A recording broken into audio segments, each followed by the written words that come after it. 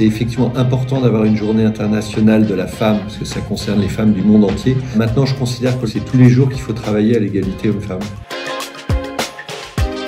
C'est un mouvement social, culturel, politique qui vise à encourager, à promouvoir l'égalité entre les femmes et les hommes. C'est quelque chose d'extrêmement positif. Qu'il n'y ait aucune distinction entre un homme et une femme. Il y a des individus qui apportent leurs compétences et leur savoir-être et faire. Donner les mêmes droits, les mêmes chances, les mêmes moyens à chacun. Et ça, c'est la responsabilité de tous.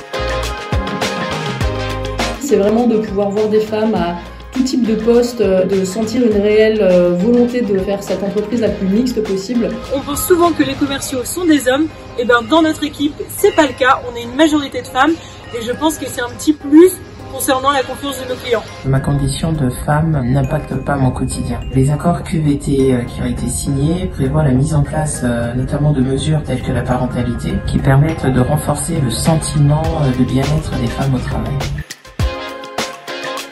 Ça m'inspire confiance et ça prouve qu'on peut être une femme en étant dans le top management.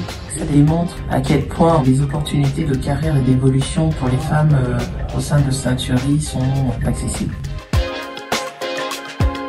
Vous êtes déjà dans la bonne entreprise. La parité au comité de direction le montre très clairement. Si vous avez envie de progresser dans l'entreprise, il faut regarder plutôt le potentiel que vous avez plutôt que ce qui vous manque. Je leur conseillerais de faire une formation en management. J'ai eu la chance d'en suivre une dans le passé. Ça m'a vraiment ouvert les yeux sur le fait qu'en entreprise, on évolue avec certains codes. L'idée, c'est de pouvoir les comprendre pour aussi les contourner et proposer sa propre voie.